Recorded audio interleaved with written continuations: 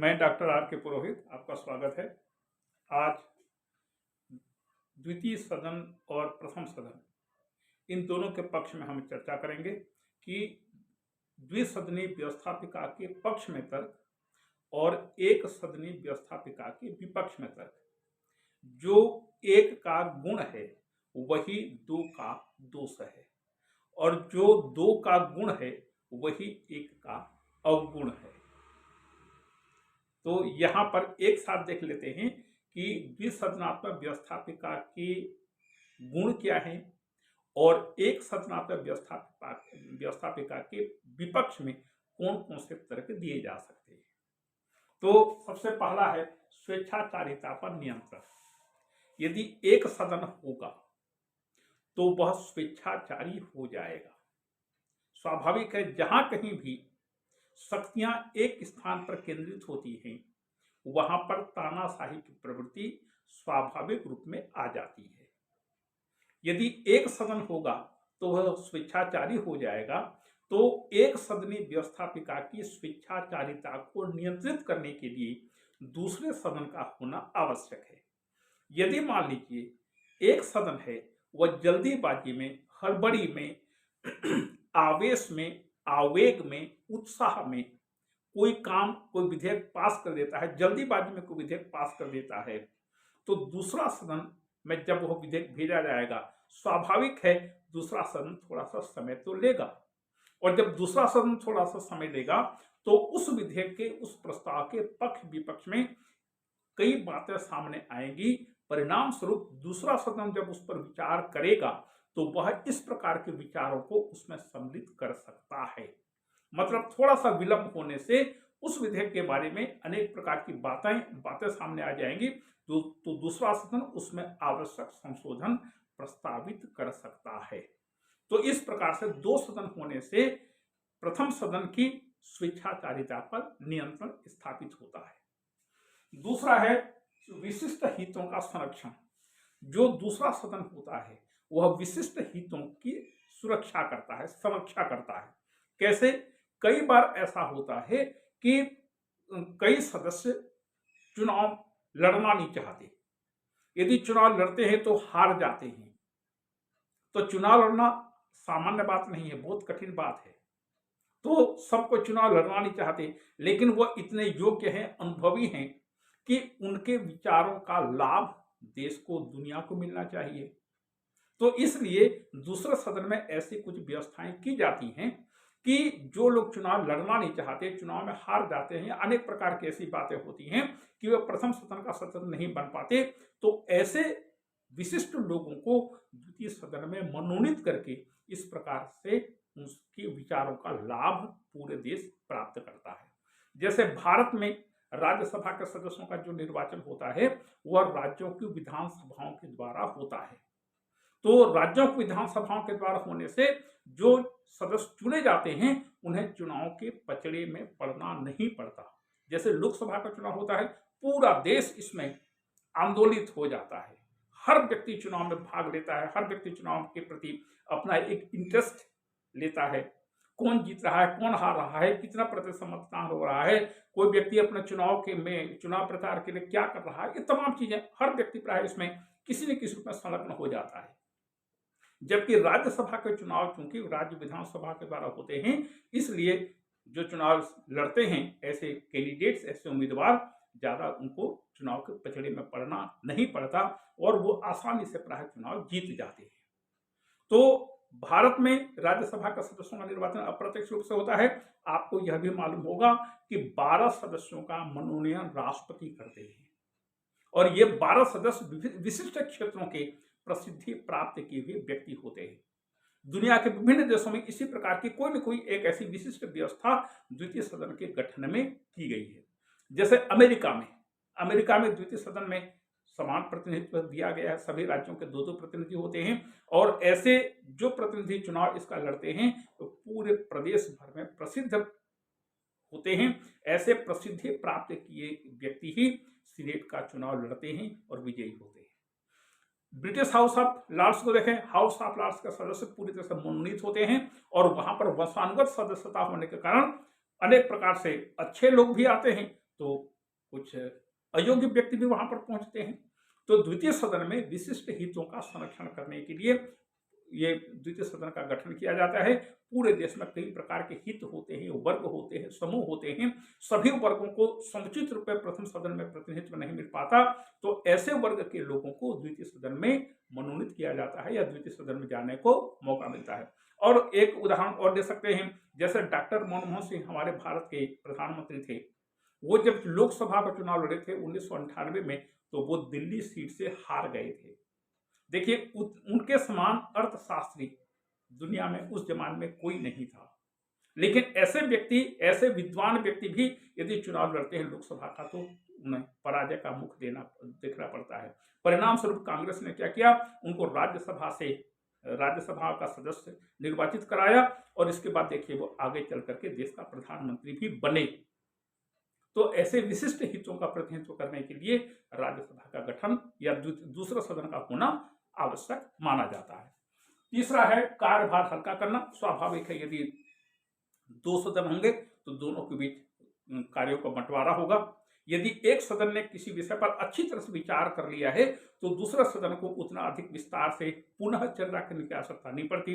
यदि दूसरा सदन ने अच्छी तरह से विचार करके किसी विधेयक को पास किया है, तो वह प्रथम सदन में जब भेजा जाएगा तो प्रथम सदन का भी समय बच सकता है, क्योंकि फिर से विचारों की पुनरावृत्ति करने की आवश्यकता नहीं पड़ती। दो सदन होने से कार्यभार संसद का हल्का होता है। और विचार विमर्श करना, राष्ट्रव्यापी समस्याओं के लिए दोनों सदन विचार करते हैं, जो विचार विमर्श करते हैं, वहां पर ऐसे अच्छे अच्छे विचार प्रस्तुत होते हैं जिससे पूरे देश का ध्यान उस चीजों की ओर जाता है, उन चीजों की ओर जाता है। और इस प्रकार से विचार विमर्श करके वे राष्ट्रीय, क्षेत्रीय और अंतर्राष्ट्रीय समस्याओं को वहां पर चर्चा करने के लिए प्रस्तुत करते हैं और अपने विचारों को रखते हैं। और आखिरी है संघात्मकता में आवश्यक। जितने भी संघीय देश हैं, संघीय व्यवस्था वाले जितने भी देश हैं, दुनिया के सभी संघीय देशों में दूसरे सदन का होना आवश्यक माना जाता है। क्यों? क्योंकि प्रथम सदन आम जनता का प्रतिनिधित्व करता है। दुनिया के प्राय सभी देशों में प्रथम सदन आम जनता का प्रतिनिधित्व करता है, दूसरा सदन विशिष्ट हितों का प्रतिनिधित्व करता है। और यदि संघात्मक राज्य है तो वह दूसरा सदन राज्यों का प्रतिनिधित्व करता है। भारत में लोकसभा आम जनता का प्रतिनिधित्व करता है। लोक मतलब पब्लिक, लोग बात क्या कहेंगे, हम लोग बोलचाल की भाषा में बोलते हैं। तो लोकसभा, इसलिए उसको लोकसभा कहा जाता है कि वो आम जनता का प्रतिनिधि सदन है। जबकि दूसरे सदन को हम राज्यसभा कहते हैं। राज्यसभा का मतलब वह सदन जो राज्यों का प्रतिनिधित्व करता है। तो राज्यसभा के जितने भी हमारे सदस्य हैं, ये सब के सब किसी न किसी राज्य का प्रतिनिधित्व करते हैं, 12 मनोनीत सदस्यों को छोड़ करके। इसी प्रकार से अमेरिका के सीनेट में भी देख लीजिए, वहां पर जो 100 सदस्य होते हैं, ये प्रत्येक राज्य से 2 प्रतिनिधि निर्वाचित होते हैं और ये दोनों प्रतिनिधि अपने अपने राज्यों का प्रतिनिधित्व करते हैं। यही स्थिति दुनिया के सभी दूसरे सदन के बारे में कही जा सकती है। इन तथ्यों के आधार पर यह कहा जा सकता है कि द्वितीय सदन व्यवस्था का होना आवश्यक है और उचित है। एक सदन होने से ये सब चीजें नहीं हो पाती। अब देखें द्विसदनीय व्यवस्थापिका के विपक्ष में तर्क और एक सदनीय व्यवस्थापिका के गुण। तो इसमें देखिए, अब्बे सईस कहता है, बहुत मजे की बात अब्बे सईस ने कही है, यदि दूसरा सदन प्रथम सदन से सहमत है तो बेकार है, उसका होना ना होना कोई मतलब नहीं है। और यदि असहमत है तो यह उसकी शरारत है। इसको थोड़ा सा समझिएगा। दुनिया के जितने भी देशों में द्विसदनीय व्यवस्थापिका है, इन सभी देशों में प्रायः एक सदन को कमजोर रखा जाता है, दूसरे सदन को शक्तिशाली बनाया जाता है। मतलब प्रथम सदन यदि शक्तिशाली है तो दूसरा सदन कमजोर होगा, यदि दूसरा सदन शक्तिशाली है तो प्रथम सदन कमजोर होगा। जितने भी संसदीय देश हैं, इन संसदीय देशों में प्रथम सदन को शक्तिशाली बनाया जाता है और दूसरा सदन को कमजोर बनाया जाता है। अमेरिका में इसके विपरीत स्थिति है।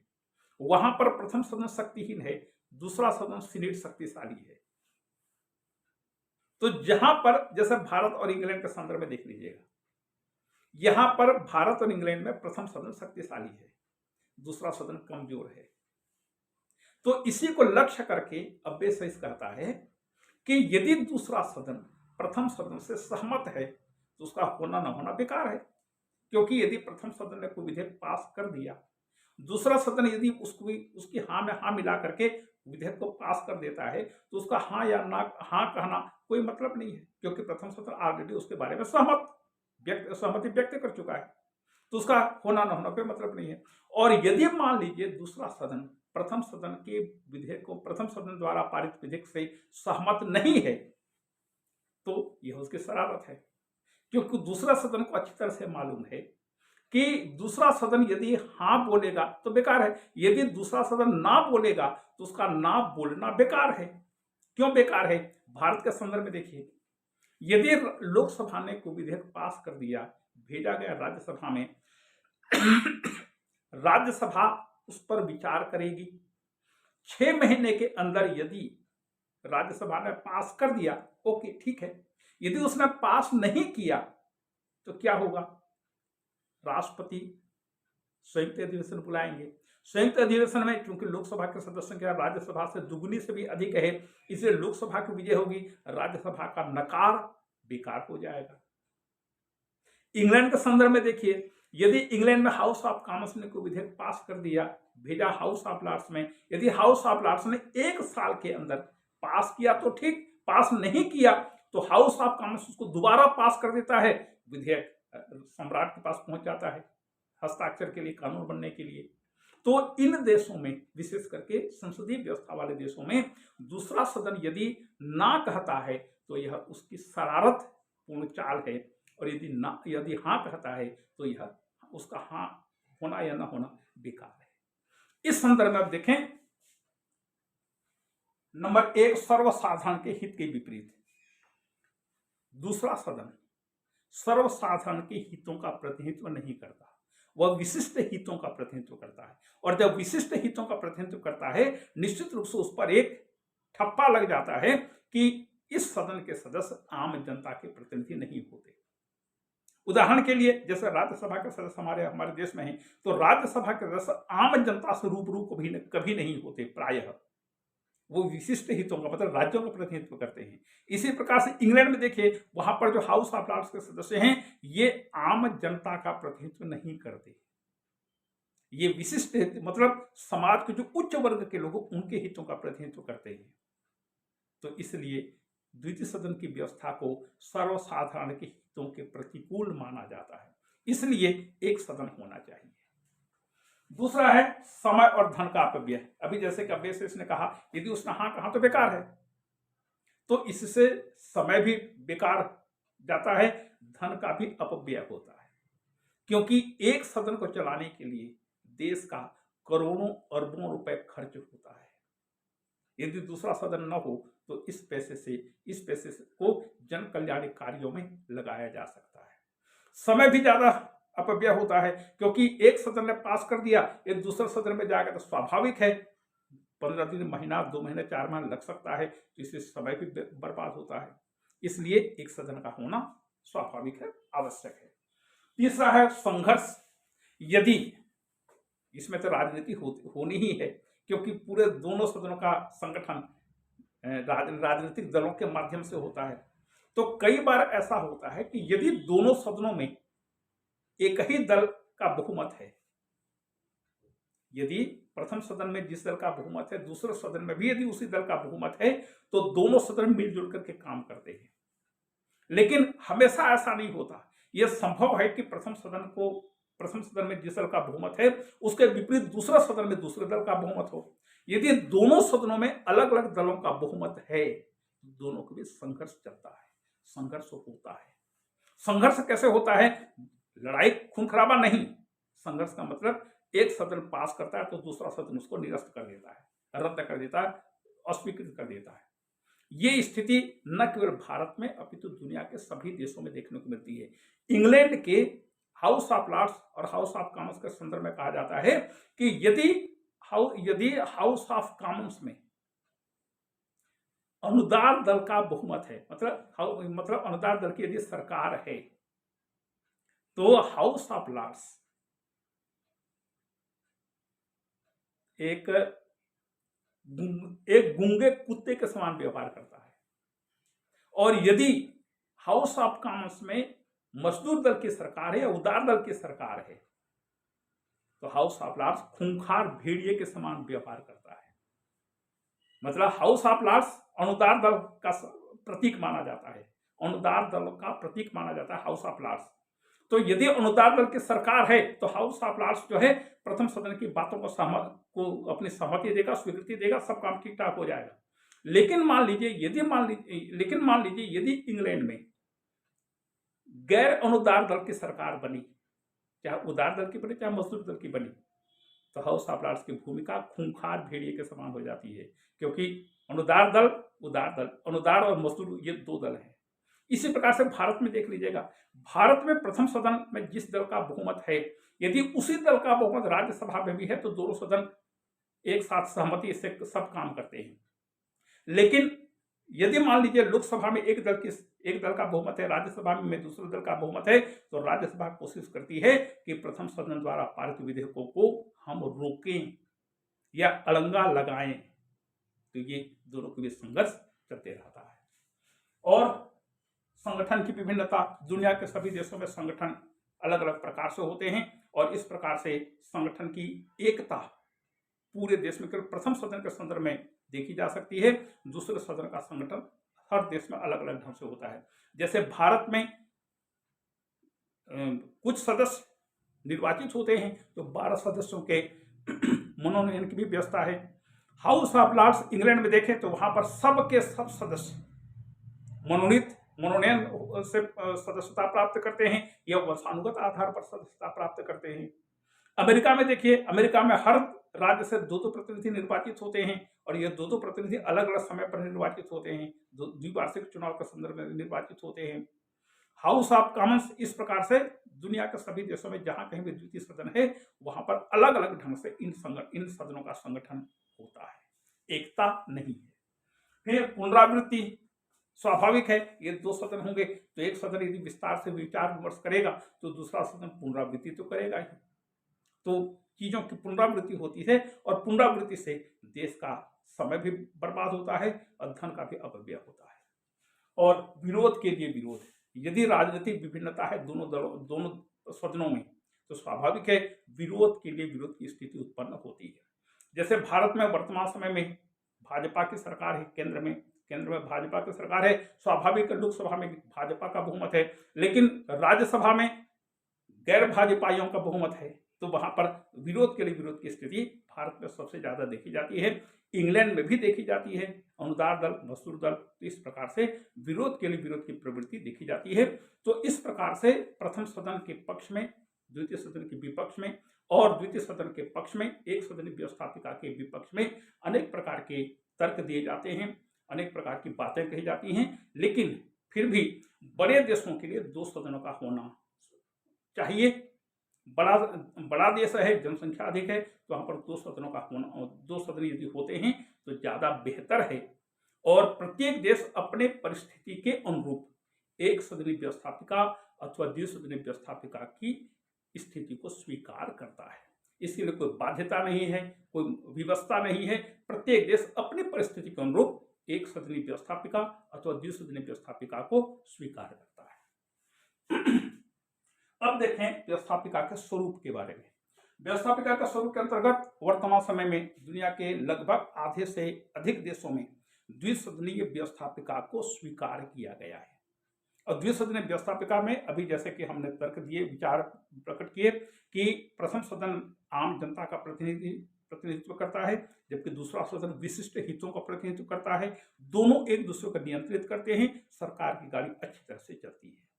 तो वर्तमान समय में द्विसदनीय व्यवस्थापिका को दुनिया के अधिकांश देशों ने स्वीकार कर लिया है। दूसरा है दलगत आधार। राजनीतिक दलों को खुल करके इन चुनावों में भाग लेने का अधिकार है और खुल करके भाग लेते हैं, अपने पूरी राजनीतिक क्षमता से चुनाव लड़ते हैं और चुनाव जीतते हैं, क्योंकि राजनीतिक दलों का एकमात्र लक्ष्य कुर्सी होता है। कुर्सी के अलावा राजनीतिक दलों को कुछ भी नहीं दिखता।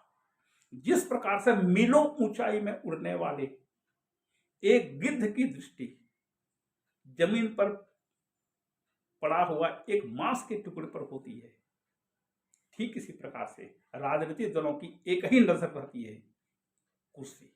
कुर्सी मिले, बाकी सब चीजें जैसा भी हो, नैतिकता, अनैतिकता, अच्छाई बुराई, सही गलत, अच्छा बुरा, सब ठीक है, कुर्सी मिलनी चाहिए। और कुर्सी के लिए कुछ भी कर सकते हैं, किसी भी हद तक जा सकते हैं। तो दलगत आधार पर सदनों का निर्वाचन होता है। तीसरा है आकार कम अधिक। हर देश की जनसंख्या के अनुरूप विभिन्न देशों के जो प्रतिनिधि सदन हैं, अलग अलग ढंग से वो सदस्यों का निर्वाचन करते हैं। सदस्यों की संख्या प्रत्येक देश अपने संविधान के अंतर्गत ही तय कर देता है। जैसे आप देख सकते हैं, भारत में वर्तमान समय में 544 सदस्य हैं प्रथम सदन में।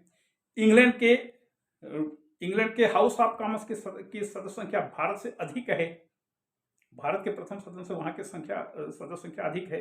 देखिए, भारत की जनसंख्या 1.35 तक हो चुकी है, 1.42 तक हो चुकी है, तो यहाँ पर 544 सदस्य हैं। अमेरिका की जनसंख्या मुश्किल से 25 से 26 करोड़ है, वहां पर प्रथम सदन की संख्या 435 है। 435 बहुत लंबे समय से चला आ रहा है। तो हर देश की अपनी जनसंख्या के अनुपात में सदस्य संख्या निर्धारित किया जाता है। और अवधि, हर देश की अवधि अलग अलग है। जैसे भारत में इंग्लैंड में 5 वर्ष है प्रथम सदन का कार्यकाल। भारत में लोग राज्यसभा का कार्यकाल 6 वर्ष है। प्रति दूसरे वर्ष 1/3 सदस्य सेवानिवृत्त हो जाते हैं। अमेरिका में प्रथम सदन का कार्यकाल 2 साल है। द्वितीय सदन का सदस्यों का कार्यकाल 6 वर्ष है। इंग्लैंड में प्रथम सदन का कार्यकाल 5 वर्ष है। हाउस ऑफ लॉर्ड्स एक स्थायी सदन है, कभी भंग नहीं किया जाता, उसमें कोई सदस्य नया नहीं होता, सबके सब पुराने होते हैं। तो इस प्रकार से हर देश अपनी अपनी व्यवस्था के अनुरूप प्रथम और सदन की अवधि का निर्धारित करता है। अधिवेशन, प्रायः दुनिया के सभी देशों में संसद के अधिवेशन 2 बार अवश्य ही बुलाए जाते हैं, लेकिन अमेरिका में एक ही अधिवेशन होता है। और अमेरिका में कांग्रेस का अधिवेशन प्रत्येक वर्ष 4 जनवरी को शुरू होता है, और 4 जनवरी को शुरू होते हुए यह चलता है सीधे जनवरी, फरवरी, मार्च, अप्रैल, मई, जून तक चलता है। लगातार 5-6 महीने तक इसके अधिवेशन होते हैं। उसके बाद सदन स्थगित कर दिया जाता है। यदि राष्ट्रपति आवश्यक समझे तो फिर कभी भी विशेष अधिवेशन बुला सकता है। तो ये अधिवेशन हुआ। भारत में कम से कम 2 अधिवेशन बुलाया जाना आवश्यक है, और इन 2 अधिवेशनों के बीच 6 माह से अधिक का अंतराल नहीं होना चाहिए। तो वैसे भारत में 3 अधिवेशन होते हैं। एक बजटकालीन अधिवेशन, दूसरा है पावसकालीन अधिवेशन जुलाई अगस्त में, उसके बाद दिसंबर महीने में शीतकालीन अधिवेशन। इस प्रकार से 3 अधिवेशन भारत में बुलाए जाने की प्रवृत्ति है। इंग्लैंड में कहा गया है कि प्रत्येक वर्ष में कम से कम एक बार संसद का अधिवेशन बुलाया जाना आवश्यक है। तो हर देश में अधिवेशन की तिथियां अलग होती हैं, और अधिवेशन कितने बार बुलाया जाए, हर देश की पद्धति अलग अलग है। विशेषाधिकार और सुविधाएं, संसद सदस्यों को अनेक प्रकार के विशेषाधिकार मिलती हैं, दिए जाते हैं और सुविधाएं प्राप्त होती हैं। और इन विशेषाधिकारों में सबसे महत्वपूर्ण है कि उन्हें सदन में भाषण देने की पूर्ण स्वतंत्रता होती है, और सदन में कही गई बातों के आधार पर उनके विरुद्ध कोई न्यायिक कार्यवाही नहीं की जा सकती। उन्हें दीवानी मामलों में गिरफ्तार नहीं किया जा सकता, लेकिन फौजदारी मामलों में गिरफ्तार करने पर तत्काल सदन के अध्यक्ष को सूचना देनी पड़ती है। तो अनेक प्रकार के उनको विशेषाधिकार और सुविधाएं प्राप्त होती हैं। फिर समिति व्यवस्था, प्रत्येक देश में प्रत्येक सदन में समितियां होती हैं। ये समितियां विभिन्न विषयों पर विस्तार से विचार करके, सूक्ष्मता पूर्वक जांच करके वो अपना रिपोर्ट सदन में देती हैं, और समितियों की प्रतिवेदन को प्राय सदन स्वीकार कर लेता है। तो समिति व्यवस्था होने से फायदा यह है कि सदन का कार्य तेजी से आगे बढ़ता है, क्योंकि अधिवेशन कुछ समय के लिए होते हैं, जबकि समितियां पूरा वर्ष भर काम करते रहती हैं। और भाषण की स्वतंत्रता, अभी चर्चा हुई, भाषण की स्वतंत्रता दुनिया के सभी देशों में, लोकतांत्रिक देशों में भाषण की स्वतंत्रता इनको प्राप्त होती है। अब देखें व्यवस्थापिका का ह्रास। आज हम देख रहे हैं कि दुनिया के सभी देशों में प्रायः व्यवस्थापिका का ह्रास होते जा रहा है, उसका पतन होते जा रहा है। इस पतन के कारण क्या है? कभी एक जमाना ऐसा होता था कि जब कोई सांसद अपने जगह पर खड़े होकर के भाषण देता था, तो उसका भाषण सुनने के लिए लोग सदन में बैठते थे। इतने शानदार वक्तृत्व सदन में होता था। हाउस ऑफ लॉर्ड्स को देखिए, हाउस ऑफ लॉर्ड्स में किसी जमाने में ऐसी स्थिति आती थी कि सदन में बहुत कम उपस्थिति होती थी, लेकिन मान लीजिए कोई अच्छा वक्ता यदि पहुंच गया भाषण देने के लिए, तो उसका भाषण सुनने के लिए सदस्य उपस्थित हो जाते थे।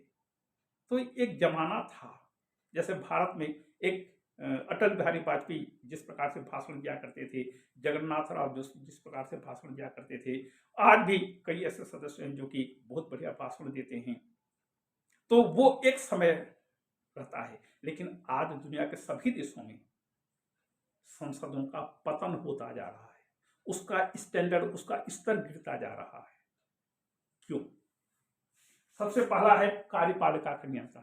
सामान्यतया ये व्यवस्था की जाती है कि व्यवस्थापिका कार्यपालिका को नियंत्रित करे, लेकिन दुनिया के सभी देशों में कार्यपालिका व्यवस्थापिका को नियंत्रित करती है। क्यों? इसलिए कि व्यवस्थापिका साल भर में कुछ समय के लिए मिलती है। 3 अधिवेशन होते हैं, 3 अधिवेशन में वह जो नियंत्रण करना चाहे करे, लेकिन कार्यपालिका तो 24 घंटे 365 दिन काम करने वाली संस्था है। उसको फील्ड का पूरा ज्ञान है, तो अपने फील्ड क्षेत्र, अपने क्षेत्र के ज्ञान के आधार पर वह व्यवस्थापिका को नियंत्रित करती है। और भारत, इंग्लैंड जैसे संसदीय देशों में कार्यपालिका अर्थात प्रधानमंत्री लोकसभा को धमकी देता है, यदि आपने इस विधेयक को पास नहीं किया तो मैं राष्ट्रपति महोदय को बोल करके लोकसभा का विघटन करवा दूंगा। और यह तो सदन विघटित करने की धमकी है, काम आ जाती है, क्योंकि कई सदस्य ऐसे होते हैं जो कि ले दे करके बड़ी मुश्किल से चुन करके लोकसभा में पहुंचते हैं। वो सोचते हैं कि लोकसभा भंग हो जाएगी तो हमारा पद ही खत्म हो जाएगा। तो इस प्रकार से कार्यपालिका व्यवहार में व्यवस्थापिका को नियंत्रित करती है, और व्यवस्थापिका को नियंत्रित करने के कारण व्यवस्थापिका का ह्रास होता जा रहा है। उसकी शक्तियां भी धीरे धीरे करके कार्यपालिका के द्वारा अधिग्रहित की जा रही हैं। दूसरा है विघटन की शक्ति। अभी मैंने बताया प्रधानमंत्री कभी भी लोकसभा को भंग करने का परामर्श राष्ट्रपति को दे सकता है और देता भी है, और परिणाम स्वरूप सदन के विघटन की बात सुनते ही सदस्यों में बेचैनी बढ़ जाती है। तीसरा है दलीय नियंत्रण। अब प्रश्न एक यहां पर महत्वपूर्ण प्रश्न यह उपस्थित होता है कि जिन सदस्यों का निर्वाचन हम आप करते हैं, चाहे लोकसभा का हो चाहे राज्यसभा का हो, ये अपने विचारों को प्रकट करने के लिए कहां तक स्वतंत्र हैं। भारत में जितने भी सदस्य होते हैं प्रायः दलीय आधार पर चुने जाते हैं, और जब दलगत आधार पर कोई सदस्य चुना जाता है तो दल उससे यह अपेक्षा करता है कि वह सदन में दल के पक्ष में बोले, दल के विरुद्ध कोई बात न कर सके। तो सदस्यों पर दल का नियंत्रण हो जाता है।